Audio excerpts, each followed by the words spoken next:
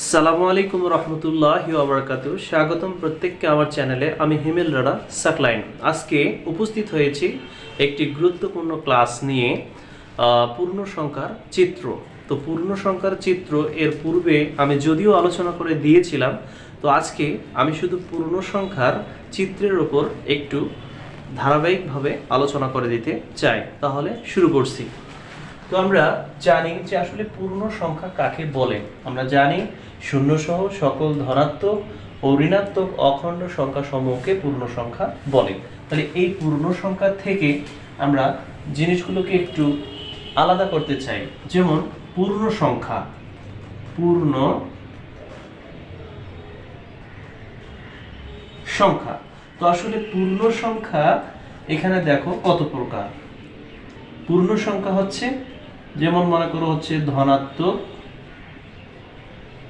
ধনাত্মক পূর্ণ সংখ্যা। তো ধনাত্মক পূর্ণ সংখ্যার ইংরেজি প্রতিশব্দ কি?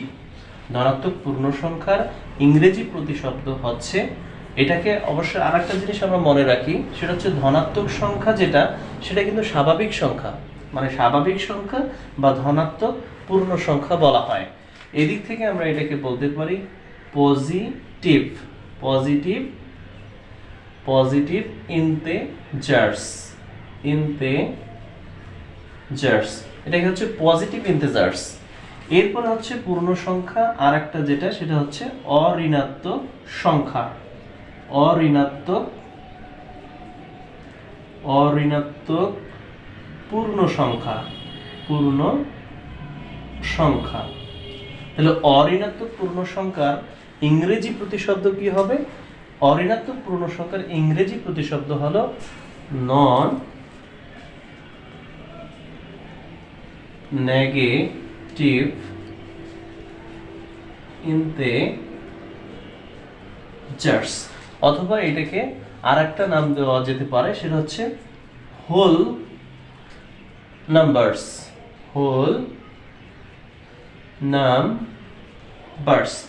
এটাকে হোল নাম্বারসও বলা হয়। তাহলে আমরা মনে রাখবো ধনাত্মক পূর্ণ সংখ্যা হচ্ছে পজিটিভ ইন্টিজার্স এবং অঋণাত্মক পূর্ণ সংখ্যা হচ্ছে নন নেগেটিভ ইন্টিজার্স অথবা হোল নাম্বারস।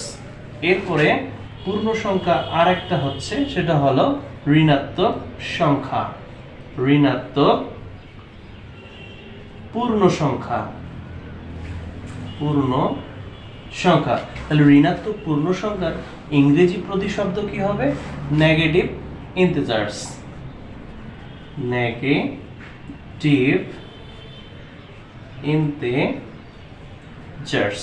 তো এই হলো পূর্ণ সংখ্যা। যে পূর্ণ সংখ্যা তাহলে ইংরেজি প্রতিশব্দ কি হবে? তাহলে পূর্ণ সংখ্যার ইংরেজি প্রতিশব্দ হচ্ছে ইন্টিজার্স। তো ইন্টিজার্স মানে হচ্ছে পূর্ণ সংখ্যা। তাহলে আমরা জানলাম যে পূর্ণ সংখ্যা কাকে বলে। শূন্য সহ সকল ধনাত্মক ও ঋণাত্মক অখণ্ড সংখ্যা সমূহকে পূর্ণ সংখ্যা বলে এবং পূর্ণ সংখ্যা হচ্ছে তিন ধরনের। তবে আমরা জানি ধনাত্মক, ঋণাত্মক, শূন্য, কিন্তু এখানে অঋণাত্মক বলতে শূন্য সহ সকল ধনাত্মক সংখ্যাকেই কিন্তু বোঝায়।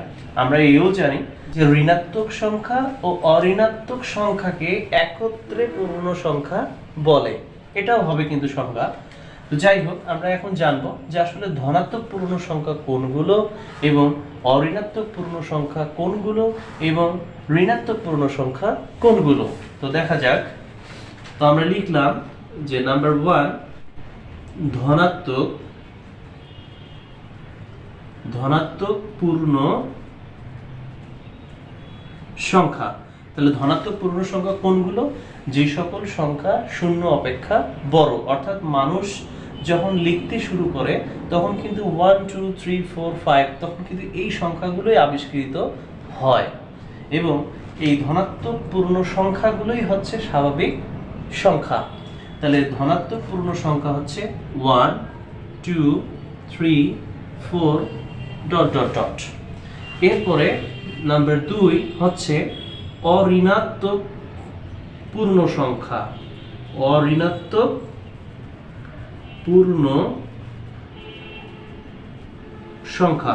তাহলে অঋণাত্মক পূর্ণ সংখ্যা কি হবে? শূন্য সহ সকল ধনাত্মক সংখ্যাকে অঋণাত্মক সংখ্যা বলে। তাহলে এইগুলো হচ্ছে অঋণাত্মক পূর্ণ সংখ্যা। নাম্বার 3 হচ্ছে ঋণাত্মক সংখ্যা, ঋণাত্মক পূর্ণ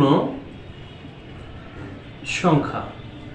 তাহলে ঋণাত্মক পূর্ণ সংখ্যা কোনগুলো? যেগুলো শূন্য অপেক্ষা ছোট, যেমন -1, -2, -3, -4 ডট ডট ডট।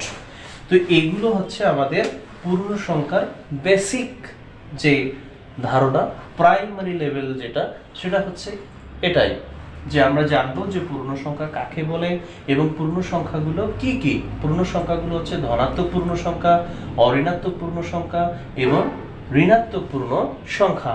এবং ধনাত্মক পূর্ণ সংখ্যাগুলো কি কি, ঋণাত্মক পূর্ণ সংখ্যাগুলো কি কি এবং অঋণাত্মক পূর্ণ সংখ্যাগুলো কি কি।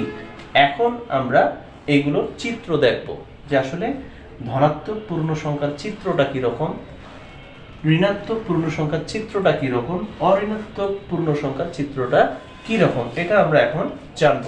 তো আমি প্রথমে যদি পূর্ণ সংখ্যার চিত্রটা আঁকি, পূর্ণ সংখ্যার চিত্র, তাহলে পূর্ণ সংখ্যার চিত্রটা কেমন হবে দেখো, একটু মনোযোগ দিয়ে দেখবে।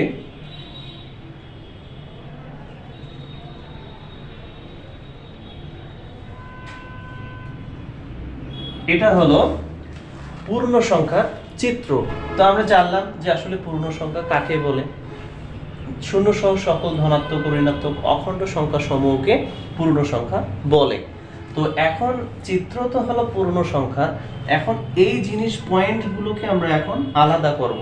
ধনাত্মক পূর্ণ সংখ্যার চিত্র কেমন, অঋণাত্মক পূর্ণ সংখ্যার চিত্র কেমন এবং ঋণাত্মক পূর্ণ সংখ্যার চিত্র কেমন। তো এখান থেকে দেখো তোমরা যে ধনাত্মক পূর্ণ সংখ্যার যে চিত্রটা হবে সেটা হলো এরকম। এটা